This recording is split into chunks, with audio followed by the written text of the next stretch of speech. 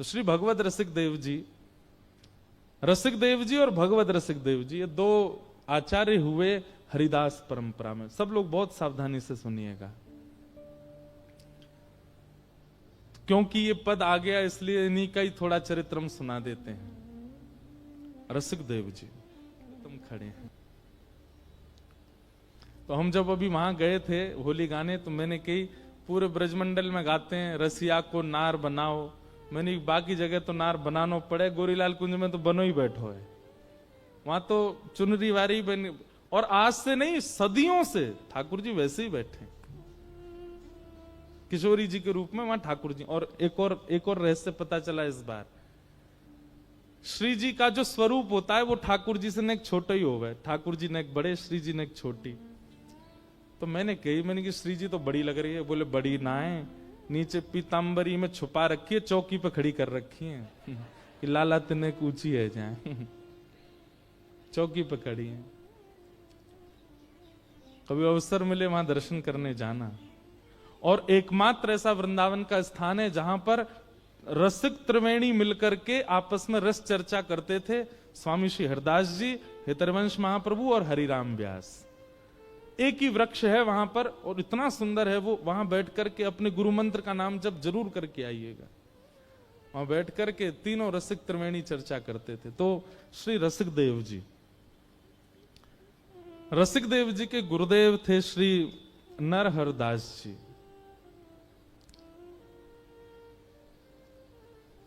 नरहरदास जी श्री गोरीलाल ठाकुर जी की सेवा श्री नरहरदास जी करते थे।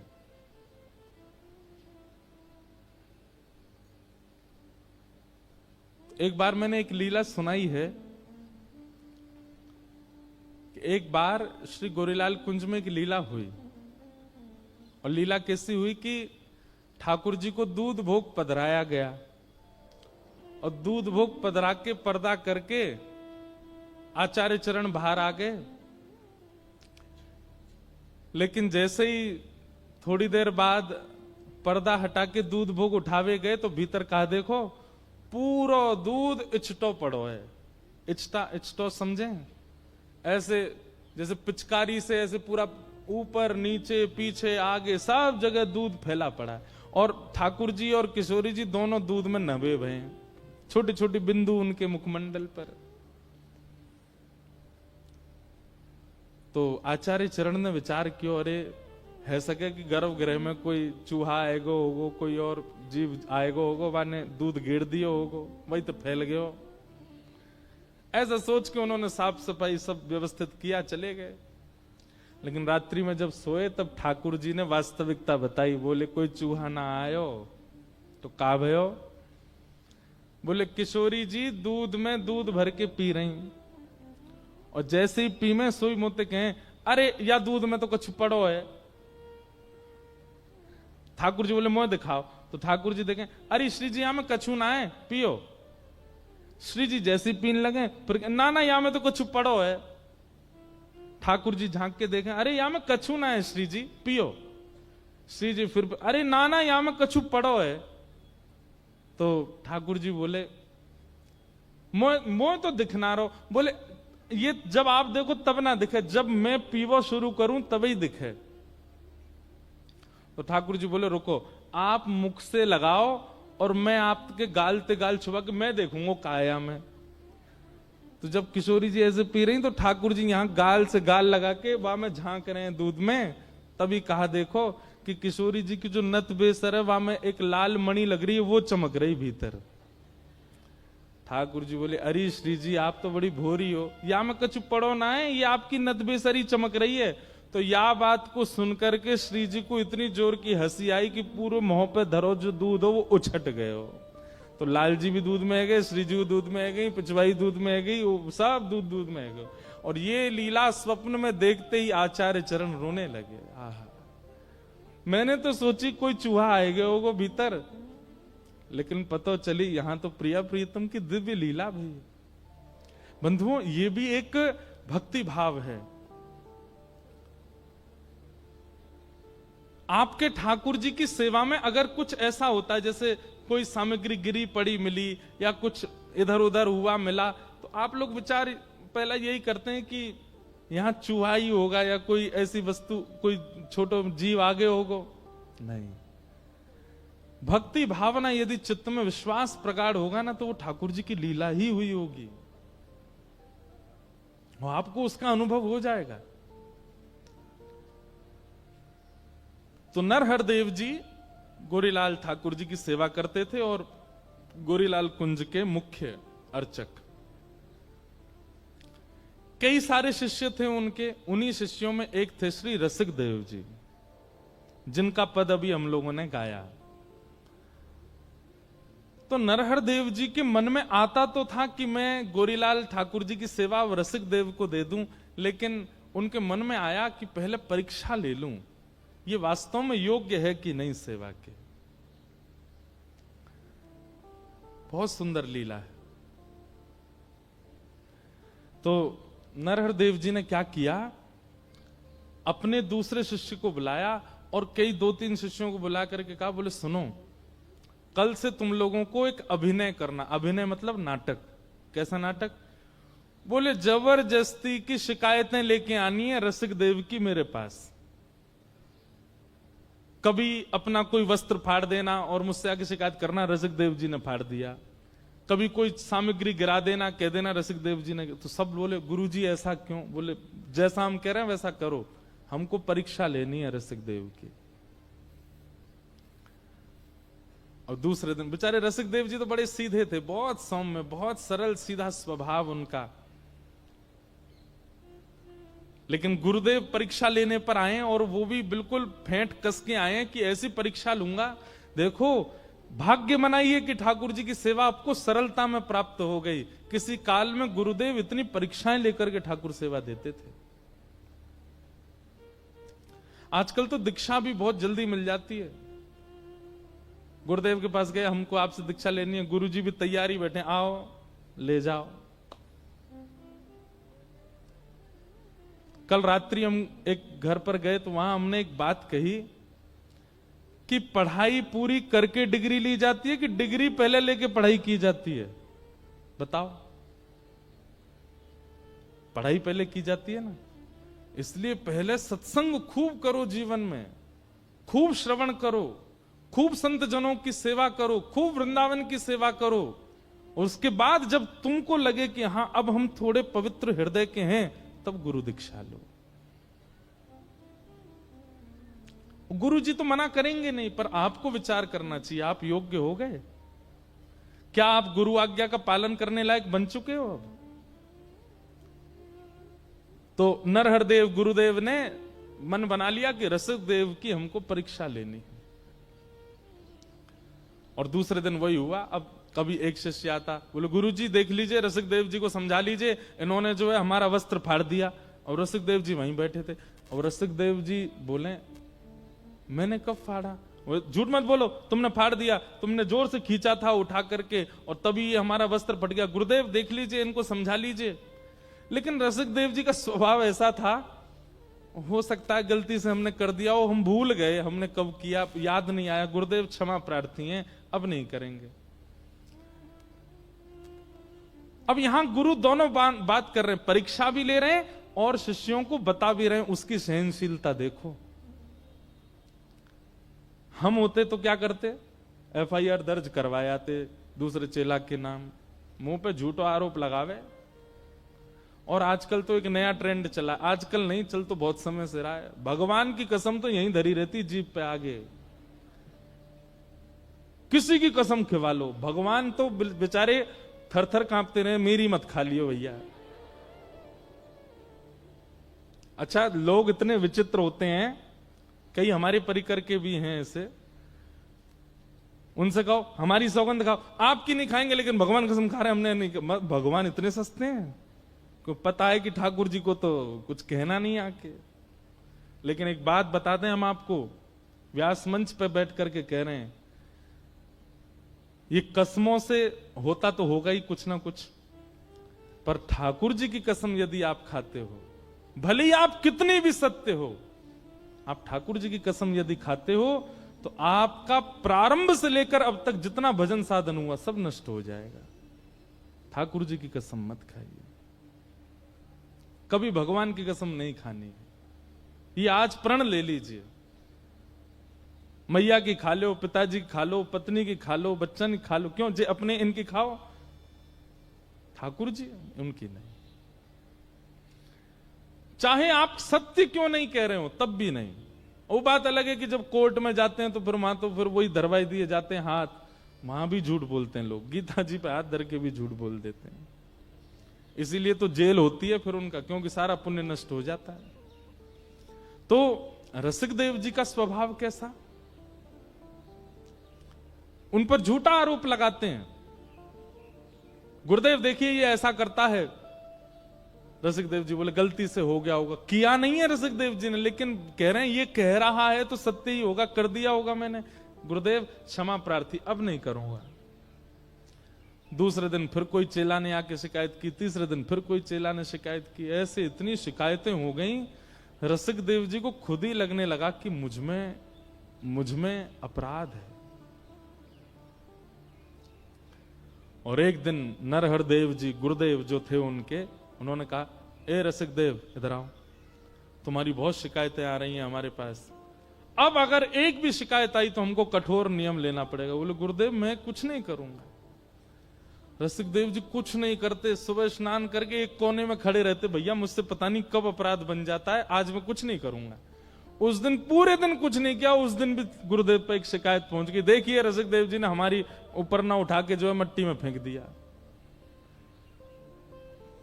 गुरुदेव ताम्र वर्ण, आंखें लाल, मुख लाल, बोले रोज तुम्हारी शिकायत आती है, रोज सब आके तेरी शिकायत करते हैं, तो एक काम कर आश्रम से निकल जा।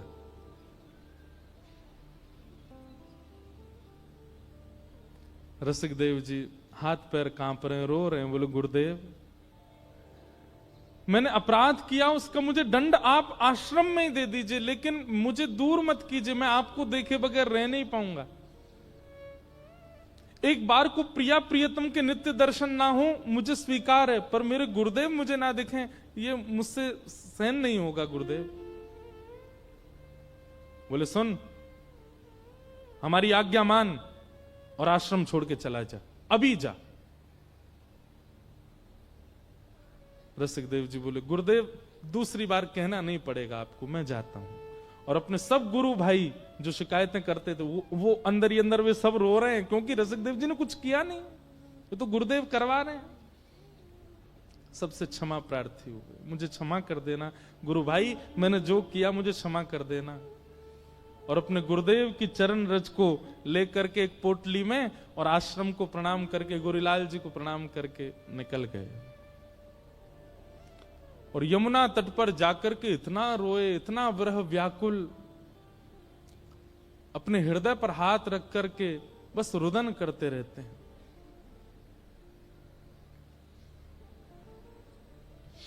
एक दिन, 2 दिन, 3 दिन बीत गए, भोजन अन्न जल कुछ ग्रहण नहीं किया।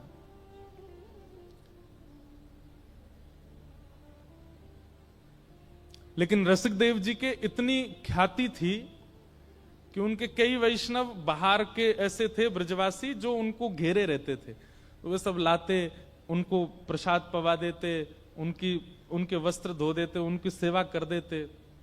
पर रसिक देव जी व्याकुल पड़े रहते, मेरे गुरुदेव ने मुझे दूर कर दिया अपने से। नजरों से गिराना ना,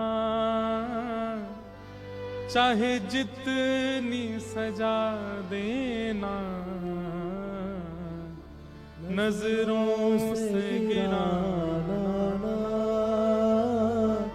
चाहे जितनी सजा देना,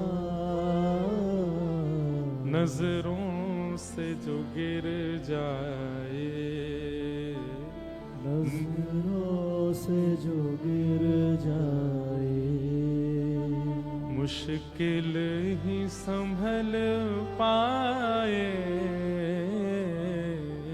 राधे तेरे चरणों की, श्यामा तेरे चरणों की, गर धूल जो मिल जाए, सच कहता हूँ मेरी तकदीर बदल जाए राधे तेरे चरणों की ये तो वही समझ सकता है जब कोई प्रेम करने वाला, अत्यंत प्रेम करने वाला आपसे नजर फेर लेता है, उस समय ऐसा लगता है असंख्य बाण मार दिए हो हम। रसिक देव जी की निष्ठा प्रिया प्रियतम में है, पर जितनी प्रिया प्रियतम में है उससे कई गुना ज्यादा अपने गुरुदेव में, और वो गुरुदेव अपने नजरों से आगे कर दें, और वो भी तब जब रसिक देव जी का कोई अपराध नहीं।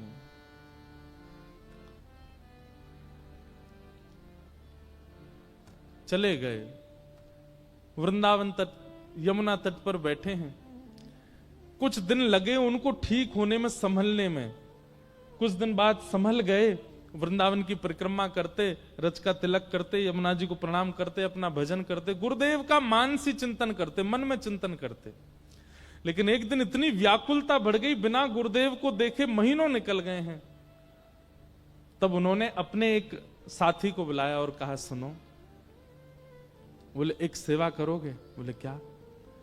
मेरा नाम मत लेना, पर तुम जाओ और गुरुदेव से जाके निवेदन करो कि गुरुदेव स्नान करने के बाद जो उनके पुराने वस्त्र होते हैं ना, वो तुम्हें दे दिया करें। तुम ऐसा कहना कि तुम धो के सुंदर उनको इत्र आदि लगा करके स्वच्छ करके गुरुदेव को दे दोगे, पर तुम लाके मुझे दे दिया करना। मुझे एक सेवा तो गुरुदेव की मैं यहां बैठे बैठे करूं। व्यक्ति गया और नरहरदेव जी से जाके निवेदन किया, गुरुजी हमारी प्रार्थना है कि आपके जो वस्त्र हैं वो धोने की सेवा हमारे परिवार को मिले। नरहरदेव जी बोले, अरे तो इसमें क्या बात, ठीक है, कल से हम तुमको दे दिया करेंगे।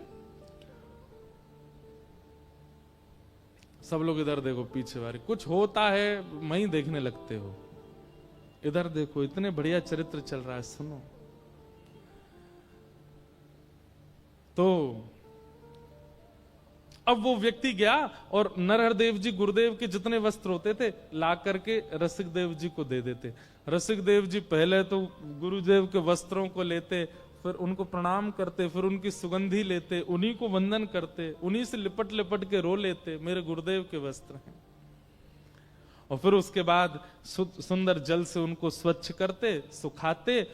वही उनकी सेवा, नाम जप और गुरुदेव के वस्त्र धोना, यही उनकी सेवा थी। गुरुदेव के दो वस्त्र हैं, ऊपर का कुर्ता, नीचे की धोती, यही युगल सरकार मान लेते, इन्हीं की ऐसी आराधना करते। और उसमें बढ़िया इत्र लगा करके स्वच्छ बिल्कुल सीमित वो करके उसको भिजवा देते। नरहरदेव जी को बड़ा सुख मिलता, उनका भजन में और सुख बढ़ने लगा। वो वस्त्र धारण करते प्रिया प्रियतम के प्रति और भाव बढ़ने लगा उनका। जब अपना भाव बढ़ता देखा ठाकुर जी के प्रति, 2-4 दिन में उनको लगा इतना प्रेम पिछले बीते सालों में मुझे ठाकुर जी से नहीं हुआ, ये जब से ये वस्त्र धो के लाने लगा मेरा प्रेम ऐसा अटूट हो गया ठाकुर जी से। एक दिन उसको बुलाया, बोले इधर आ, वस्त्र तू ही धोता है? जी गुरुदेव। झूठ मत बोलना, अगर तैने झूठ बोला तो मैं श्राप तो नहीं दूंगा, लेकिन गुरुदेव के सामने झूठ बोलेगा तेरा भजन नष्ट हो जाएगा। वो घबरा गया, बोले गुरुदेव मैं नहीं धोता हूं, क्षमा, धृष्टता क्षमा करें। आपके परम रसिक शिष्य श्री रसिक देव जी वो यमुना तट पर बैठे, आपने उनको दूर कर दिया गुरुदेव। वो बहुत रोते हैं आपकी व्याकुलता में, वो आपके वस्त्र धोते, मैं आपसे वस्त्र लेके वहां चला जाता हूं, वो धोते हैं। वो आपके युगल वस्त्रों को युगल मान करके पूजा करते हैं, सेवा करते हैं, इत्र लगाते हैं, धोते हैं, सुखाते, फिर भेजते हैं। नरहरदेव जी के नेत्र बंद हो गए, नेत्रों में आंसू आ रहे हैं, क्योंकि इतना प्रेम ठाकुर जी के प्रति किसी सामान्य की सेवा से नहीं हो सकता। शिष्य की सेवा से भी गुरु का प्रेम बढ़ता है। लोग कहते हैं गुरु पहलवान, गुरु मेहरबान तो चेला पहलवान, पर कभी कभी चेला पहलवान हो ना तो गुरु पर भी ठाकुर मेहरबान होते हैं। शिष्य अपना शिष्यत्व देखे। लेकिन नरहरदास जी ने अपने चेहरे, अभी परीक्षा पूरी नहीं हुई और महाराज उतार करके वस्त्र उसके मुंह पर मार दिए। बोले सुन, लेकर के जा और उसके मुंह पर मार करके बोलियो, अभी तो आश्रम से निकला, मेरी आज्ञा है वृंदावन छोड़ के चला जाए, छोड़ दे वृंदावन।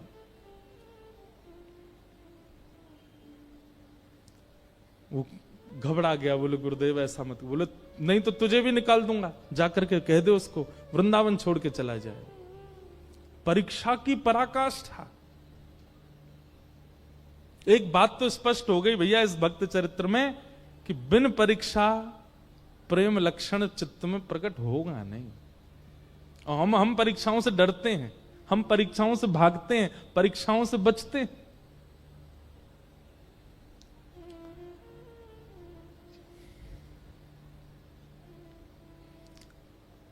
अब वो जो रोज गुरु जी के वस्त्र लाता था, आज वो रोता रोता रसिक देव जी तो प्रतीक्षा करते थे गुरुदेव के वस्त्र आ रहे होंगे, बड़े व्याकुल दौड़ करके आधे रास्ता में बोले आज तुम खाली आता है, वस्त्र नहीं लेकर के आए गुरुदेव के। चरणों में गिर गया, बोले कि मुझे क्षमा कर दें, गुरुदेव ने एक आज्ञा दी है और मैं वो आपको सुनाना चाहता हूं। रसिक देव जी बोले मेरे लिए आज्ञा दी? बोले हाँ। बोले क्या आज्ञा है? बोले गुरुदेव कह रहे हैं कि आप वृंदावन छोड़ के चले जाओ। उन्हें पता चल गया कि आप सेवा कर रहे हैं वस्त्रों की, इसलिए गुरुदेव ने आज्ञा दी है कि आप वृंदावन छोड़ के चले जाओ। सुनते ही रसिक देव जी के नेत्र सजल हो गए। विचार कर रहे हैं ऐसा अपराध मैंने क्या किया, आश्रम से निकाल दिया, वृंदावन से भी दूर। अरे गुरुदेव के अलावा ये वृंदावन ही तो था, ये लता गुल्म पत्र यमुना जी और ये रज ही तो थी जिससे मेरे प्राण बच रहे थे। अब इससे दूर कैसे जाऊं? लेकिन गुरु की आज्ञा है। जो उनकी थोड़ी बहुत सामग्री थी उठा करके अपने कंधे पर टांग करके श्री रसिक देव जी वृंदावन छोड़ के चले गए। और वृंदावन छोड़ करके अब मथुरा में रहने लगे। कम से कम ब्रज में तो रहूं। अब फिर वही हुआ, महीनों तक तो उनको लगा ठीक होने में। महीनों बाद जब रसिक देव जी ठीक हुए, थोड़े व्यवस्थित हुए, गुरुदेव की याद आने लगी। बंधु सुनने में आपको थोड़ा अटपटी नहीं लग रही कथा? क्योंकि हमारा स्वभाव ऐसा है ही नहीं। इतनी नकारताएं अगर हम अपने जीवन में देख लें, हम तो त्याग ही कर देते हैं। अरे गुरुजी लो अपनी कंठी माला धरो। पर संबंध वो अच्छा जिस संबंध में हमारा सामने वाला चाहे जैसा हो, हम उसका त्याग ना करें। संबंध वो अच्छा।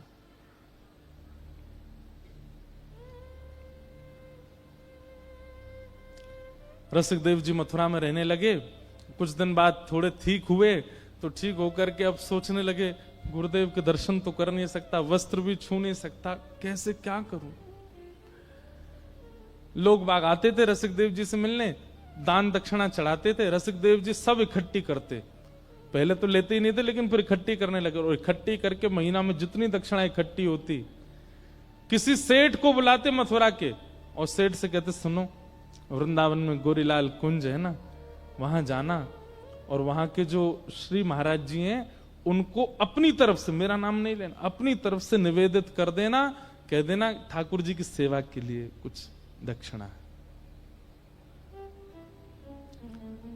सेठ जाता, सेठ गया, जाकर के महाराज खूब सारा धन, जैसे ही उसने नरहरदेव जी को प्रणाम, बोले ठाकुर जी की सेवा के लिए, उत्सव के लिए थोड़ी राशि है महाराज जी, स्वीकार करो।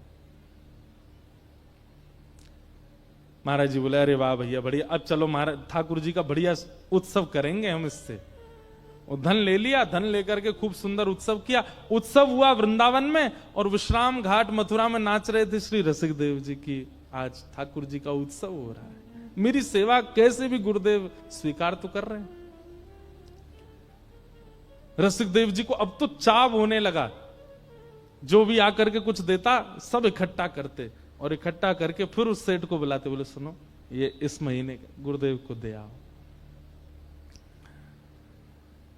2-3 बार सेवा आ गई वृंदावन, चौथी बार नरहर देव जी के मन में आई, बोले बहुत बड़ा दानवीर नहीं बनना है ये, महीना भर की सबरी कमाई ला करके और यहाँ चरणों में अर्पित कर देता है, ये सेठ इतना बड़ा दानी, इसके चित्त में इतना दान कहां से आ गया।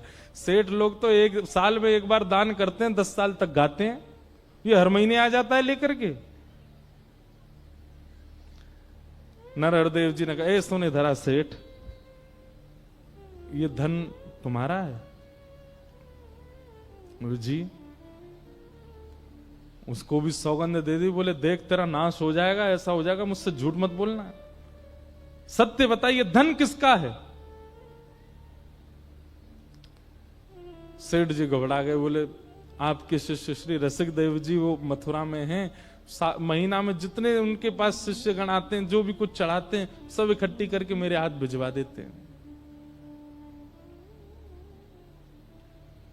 ताम्र वर्ण हो गया, लाल पड़ गई आंखें गुरुदेव की, और उठा करके सारा धन फेंक दिया उसके ऊपर और कहा लेकर के जाओ इसको, और जा करके उसके मुंह पर मारना। उसको आश्रम से निकाल दिया, वृंदावन से निकाल दिया, अब भी पीछा नहीं छोड़ता है, कुछ ना कुछ करके यहां भेजता रहता सामग्री। क्या दिखाना चाहता है? और उसको आज्ञा देना, यदि गुरु के प्रति निष्ठा रखता है तो अब ब्रज छोड़ के चला जाए।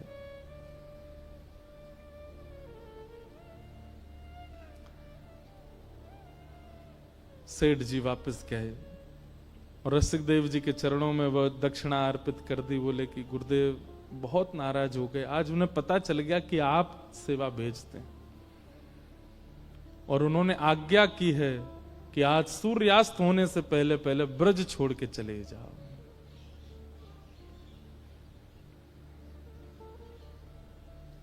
रसिक देव जी व्याकुलता की पराकाष्ठा पार हो गई, अपनी सामग्री सब उठाई और तुरंत निकल गए वृंदावन ब्रज छोड़ करके, और ब्रज छोड़ करके अपने जन्म स्थान बुंदेलखंड के पास मध्य प्रदेश में पहुंच गए और वहीं रहने लगे।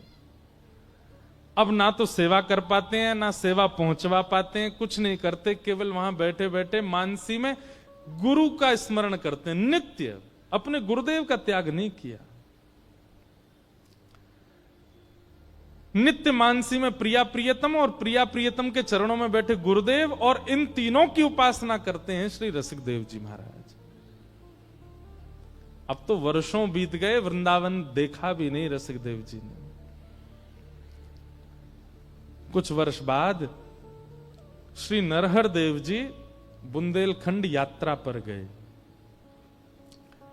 और जैसे ही बुंदेलखंड यात्रा पर गए तो पूरे बुंदेलखंड के वैष्णव समाज इकट्ठा हो गया, सबने खूब स्वागत किया। इतने बड़े रसिक संत आए हैं वृंदावन से। कुछ लोगों ने जाकर के श्री रसिक देव जी से कहा, बोले आपके गुरुजी आए हैं बुंदेलखंड, आप वृंदावन नहीं जा सकते, आपको अधिकार नहीं है, कम से कम यहां उनका दर्शन कर लीजिए, वो नगर भ्रमण पर निकले हैं, आप बाहर आ जाइए ना, हम लेके चलते हैं, आप दूर खड़े होकर ओट में से दर्शन कर लेना।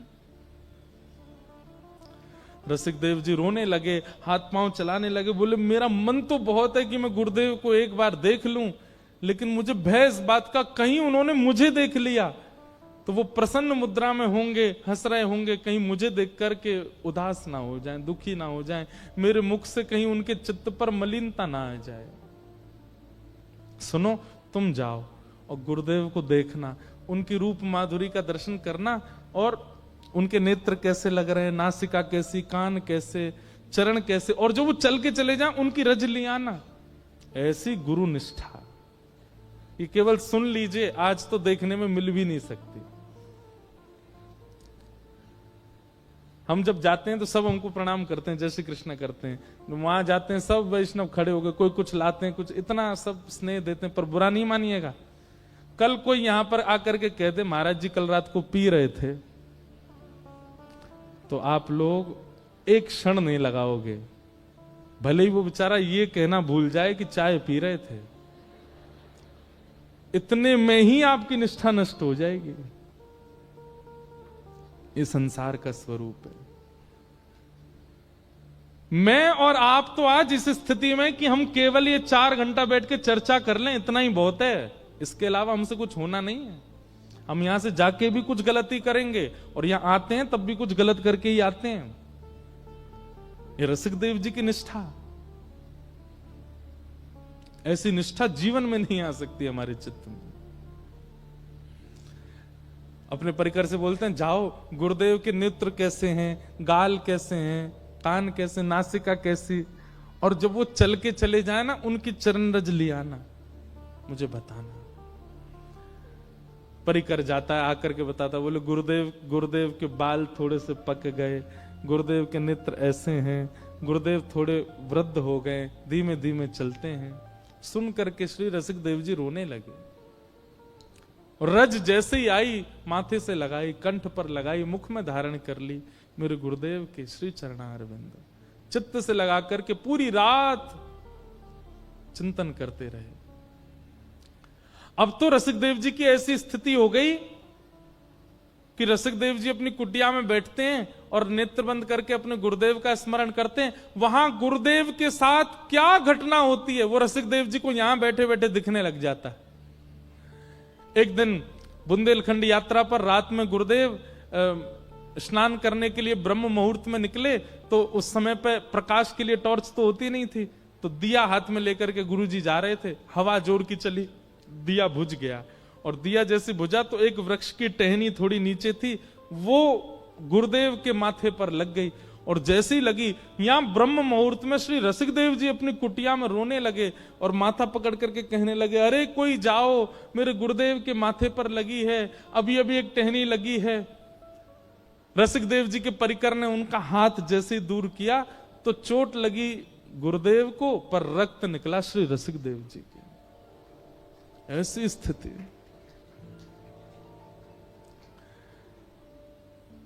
लेकिन लोग जाकर के केवल कहते हैं, नरहर देव जी की कैसी निष्ठुरता, इतने में भी रसिक देव को स्वीकार नहीं कर रहे हैं। किसी ने जाकर के ये घटना सुना दी कि गुरुदेव आपके माथे पर लगी थी कल। बोले तुम्हें कैसे पता, मेरे साथ तो कोई था नहीं। बोले भगवान, आपका एक शिष्य बैठा है यहां से थोड़ी दूरी पर, आपके साथ कुछ भी घटना होती है उसे पता चल जाता है। परसों आपको एक बूढ़ी मैया ने गर्म दूध पिला दिया था, आपका मुख जल गया था। बोले हाँ, जला आपका मुख, छाले पड़े रसिक देव जी के। बोले उसको स्वीकार कर लो। तुरंत अपना जो साथ में था कुछ भी उठाकर बोले, भाग यहां से, उसका नाम मत लेना मेरे सामने आकर के। अब तो रसिक देव नरहर देव जी के संग रहने वाले जो और शिष्य थे ना, उन सबको लगने लगा हमारे गुरुदेव की बुद्धि को क्या हो गया है। स्वयं कह करके उसकी शिकायतें करवा दी, हम लोगों से झूठी झूठी शिकायतें सुन करके उसको निकाल दिया, आश्रम से निकाला, वृंदावन से निकाला, ब्रज से निकाला, और अब भी उसको स्वीकार नहीं कर रहे हैं। ये चाहते क्या है। और इतने क्रोध में आ गए, रसिक देव जी का नाम सुनते ही तुरंत शिष्यों से बोला, अभी वृंदावन चलो, अब नहीं रहना यहां पर।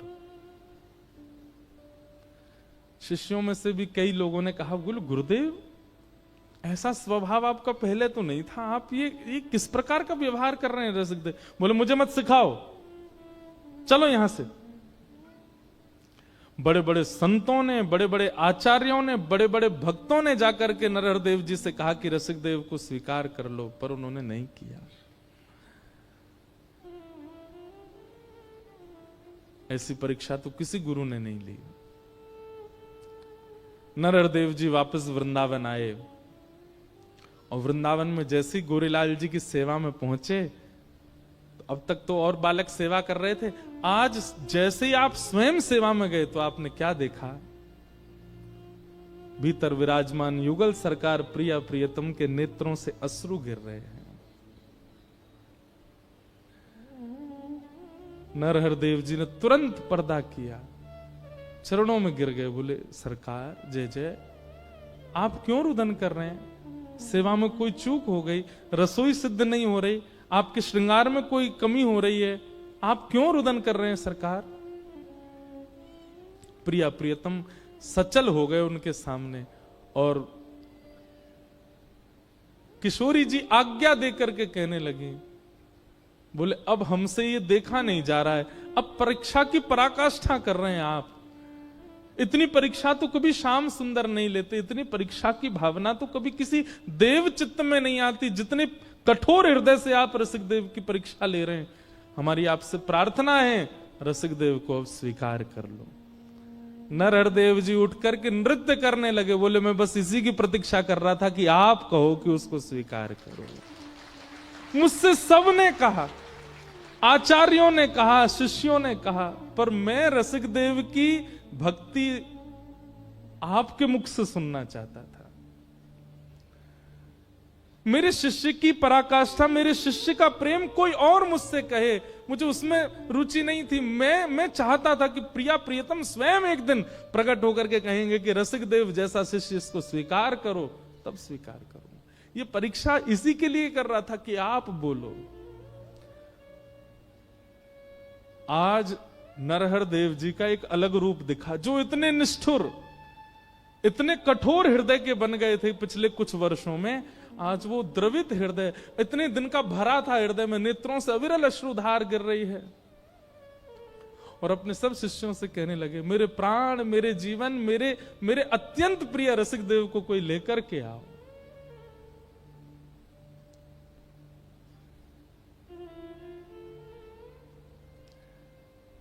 शिष्यों ने जाकर के श्री रसिक देव जी को कहा, बधाई हो गुरु भाई, श्री गुरुदेव आपको वृंदावन बुला रहे हैं। और ये शब्द सुनने के लिए रसिक देव जी के कान तरस गए थे कि मुझे गुरुदेव पुकारे। पैदल ही निकल पड़े बुंदेलखंड से, रोते बिलखते श्री रसिक देव जी आए वृंदावन। और जैसे गोरीलाल कुंज में आकर के श्री गुरुदेव को आज वर्षों बाद देखा, लिपट गए एक दूसरे के अंक से। यहां दोनों का मिलन हो रहा है और भीतर प्रेमाश्रु पुलकित हो रहे हैं श्री श्यामा श्याम के नेत्रों से अविरल अश्रुधार। कभी कभी सिर पर हाथ फेरते हैं, कभी हृदय से लगाते हैं, कभी माथे को चूमते हैं गुरुदेव। बोले रसिक देव तेरी बहुत परीक्षा ली मैंने, लेकिन तेरी निष्ठा की बलिहारी, एक बार भी तेने मन में मेरे प्रति कोई दुर्भाव नहीं रखा। आज अपने जीवन की जमा पूंजी, अपने समस्त रसिक जनों की जमा पूंजी और मेरे प्राण आधार तुझे हम उपहार में देंगे।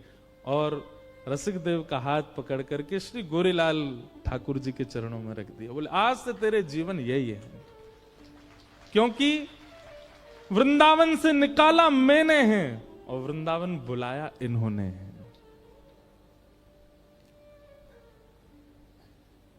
मैं तुझे वृंदावन बुलाऊं ये मुझ तक सीमित होता। गुरु तो कृपा कर देता है, शिष्यों पर बुला लेता है, पर मैं तो चाहता था मेरे रसिक देव को प्रिया प्रियतम बुलाऊं, और इन्होंने कहकर के बुलाया कि रसिक देव को बुलाओ।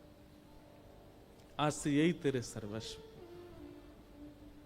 ऐसे श्री रसिक देव वही गाते हैं, भाग्य बनो वृंदावन पायो, भाग्य बनो वृंदावन पायो। श्री ऐसे श्री रसिक देव जी। तो मैं ये किस भाव से कह रहा था पूरी वृत्तांत को, कि हमें अवसर मिला है मानव देह, इस मानव देह के इस अवसर को व्यर्थ मत गवाइए। कम से कम इस कथा के बाद एक चीज निश्चय कर लीजिए कि आपसे कुछ ऐसा ना बने जिसकी आपको ग्लानि हो बाद में कि मैंने अपने जीवन में यह कृत्य किया। बंधुओं, ग्लानि में जीवन जीना भगवत प्राप्ति में बाधा बन जाता है। कहीं आत्मग्लानि ना हो, कहीं देह ग्लानि ना हो कि मैंने ऐसा क्यों किया।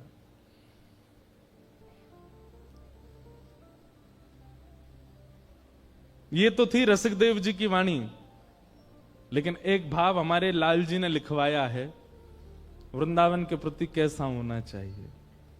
राधिका रानी जी, वृषभानु दुलारी जी, राधिका रानी जी।